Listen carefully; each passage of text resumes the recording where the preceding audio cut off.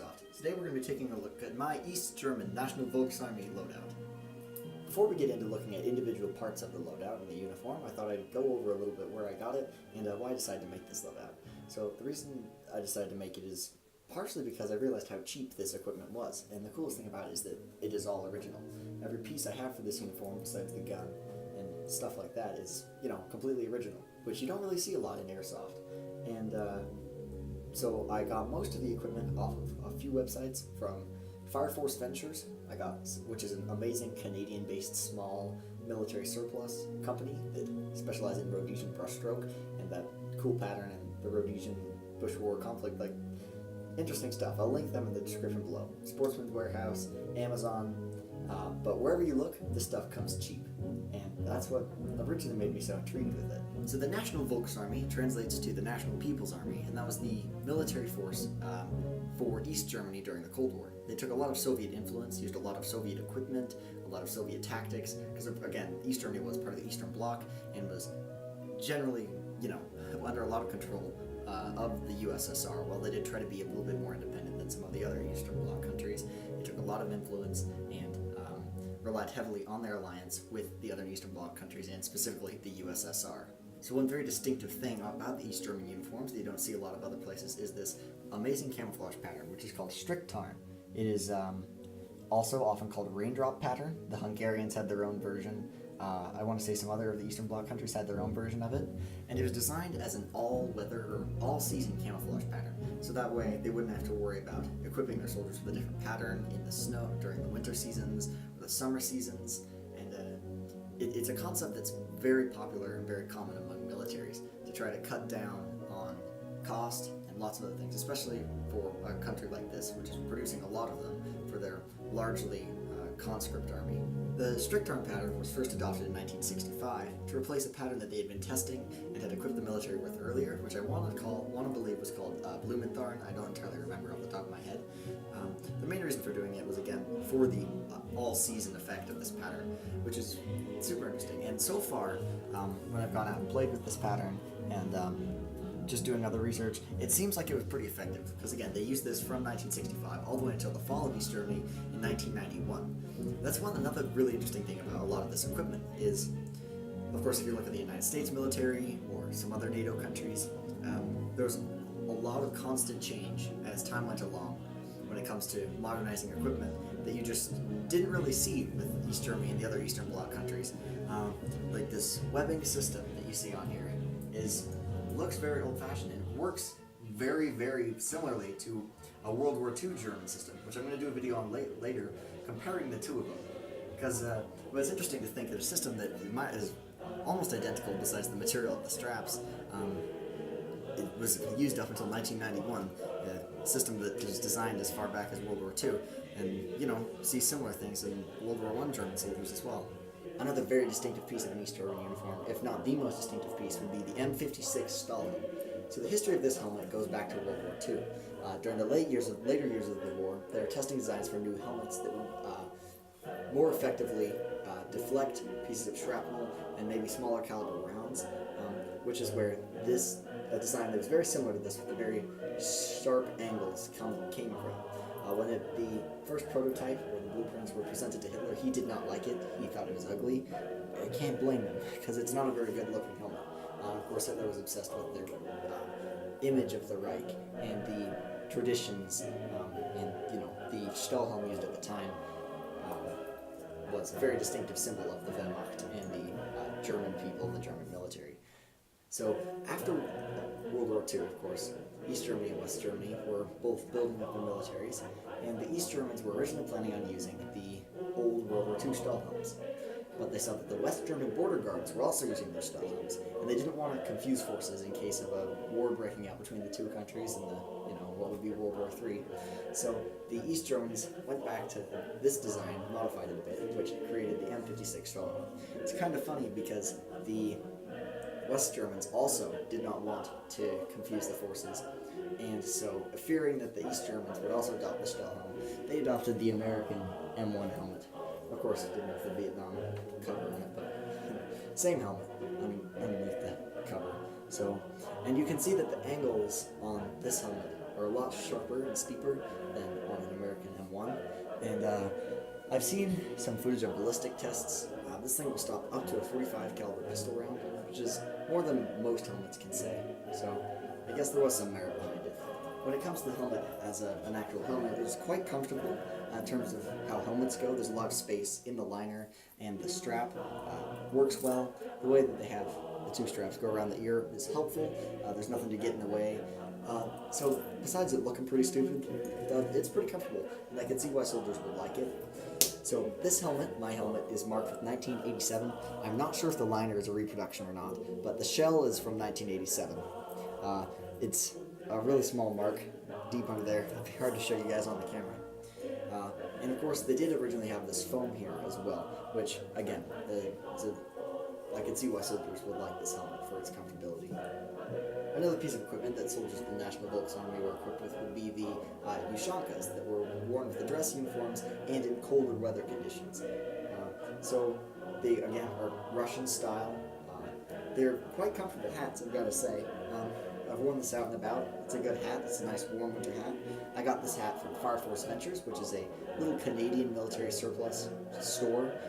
They mostly focus on the Rhodesian Bush War and equipment from that era and their famous Rhodesian breaststroke camouflage. So they're awesome.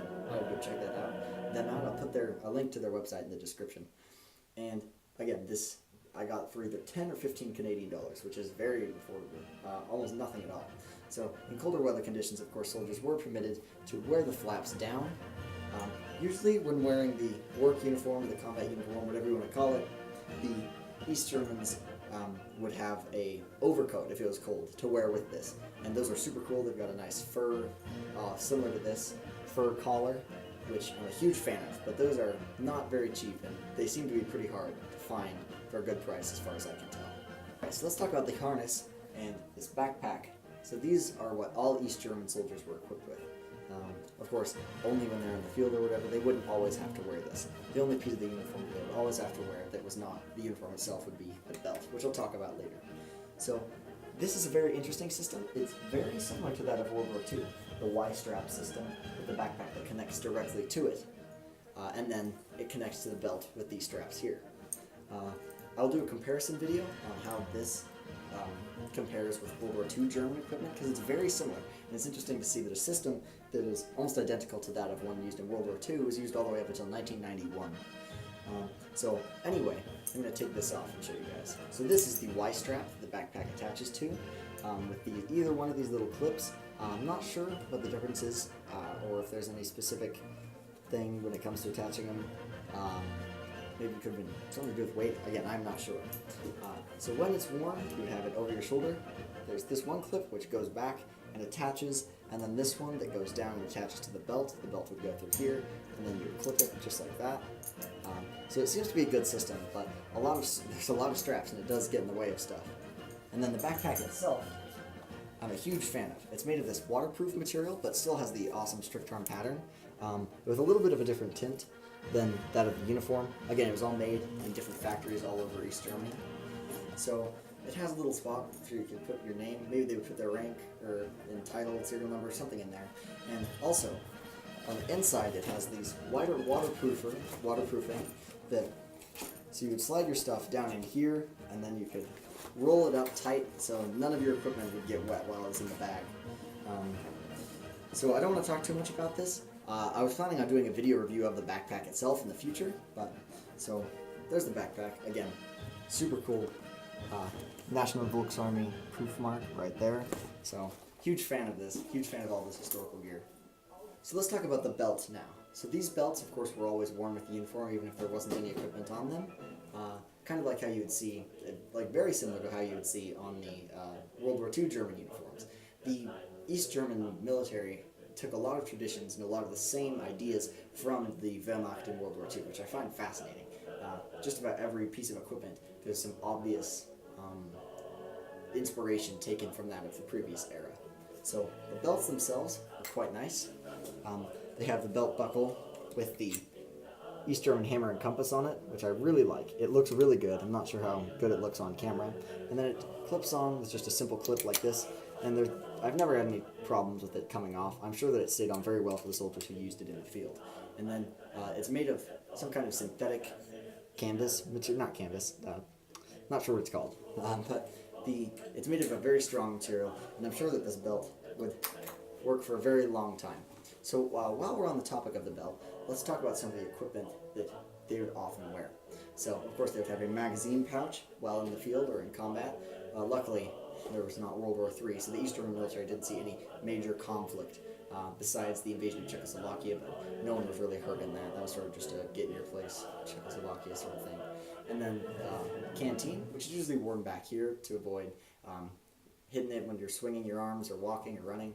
So they would also often wear have an entrenching tool or a shovel, Zeltbahn, which is a shelter half, things like that on the belt, as well as a bread bag. Again, very similar to World War II. Let's talk about some of the individual pieces on this belt. So let's talk about the canteen. So I'm a huge fan of this canteen. It's very reminiscent of the one that you'd see in World War II, which is almost identical, except instead of the wool woven canteen cover, you have this one in the strict time pattern. So it has a nice leather strap to hold on, canteen cup. It's held on there very tightly. So this canteen cup is different from a lot that I've seen that are American military surplus or other countries. So it has the same little arms or little handles that you fold out. They fold out in a super cool way. And then, just like that. And they found a way to make it so they could fold in on top of each other when you do it right. So they're a little bit different. Each piece is different. And then there's the canteen itself, which is made of a fairly cheap feeling plastic. But again, this is not necessarily a very wealthy country or a wealthy military, so I can completely understand why they chose this material. I've tried to drink from this. It tastes horrible, and I don't want cancer, so I don't plan on drinking from this. It's just for aesthetics for me. I washed it out with soap, but again, not much progress. The cap comes off nicely, and it has a nice little metal chain to hold it in place. One major complaint is it's kind of difficult to get it out of and back into the canteen cover or holder. That might become easier as time goes along, because again, this was never issued out to a soldier, and it might be the sort of thing of it just being stiff when you first get hold of it.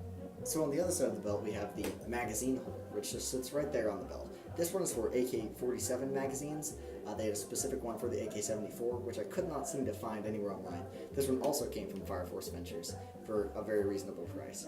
Of course, it has these little straps. When I first got these were quite stiff, but it's a lot better now from use. That you just pull out, and then you're able to pull this out and take out your magazine.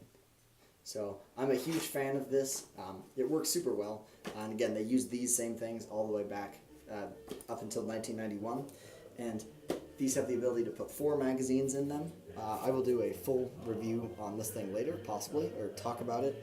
The solder boards I have on this uniform are that of a private. I'm not sure how to say that in German, but you can see that it has the white piping around the edge, which means infantry.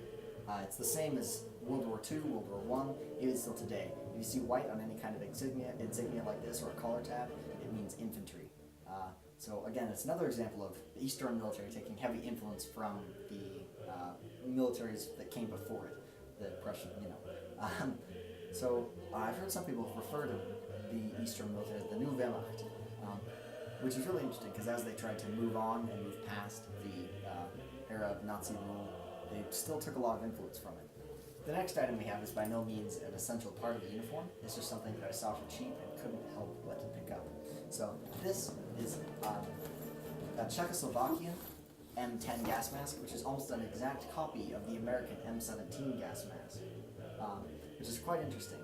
I guess it works. So this gas mask, of course, would not be of any use during an actual chemical attack or a nuclear attack. This is mostly just for crowd control. But I found it for $20 as well as the bag.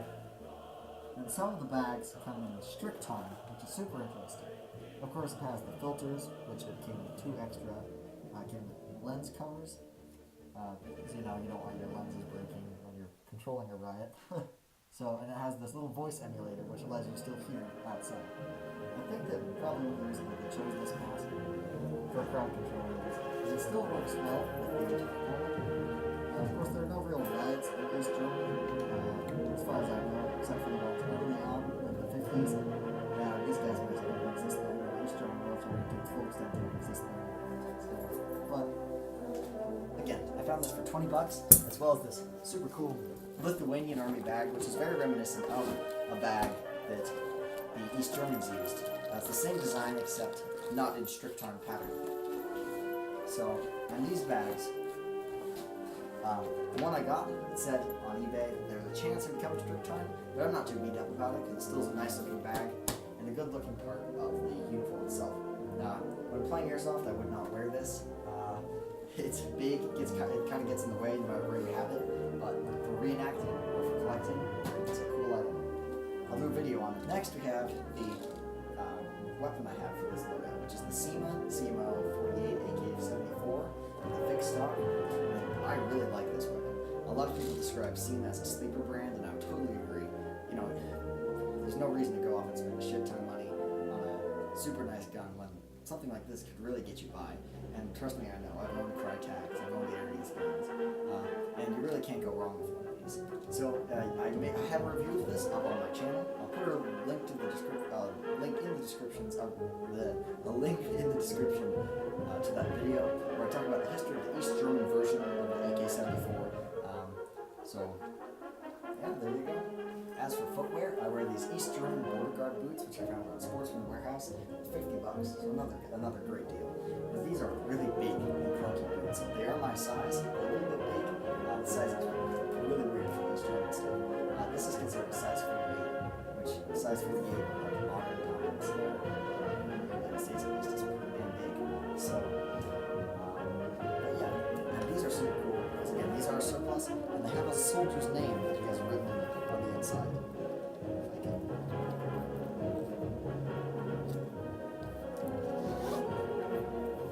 So again, unzipped on the inside, you can see the soldier's name. His name is Varnat, and he wrote that on there with a pencil, which is super interesting. I find that super cool. So these boots are big and clunky. Unless you're actually going to go out and play in the snow, I would not recommend wearing these or anything like it. I want to get a proper pair of jack boots that are lighter, less big and thick. Yeah, these are cool boots. I like them.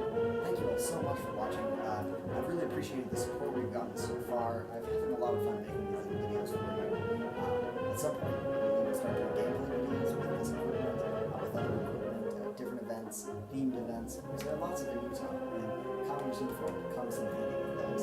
So, again, thank you all so much for watching. If you want to see more stuff like this, let me know.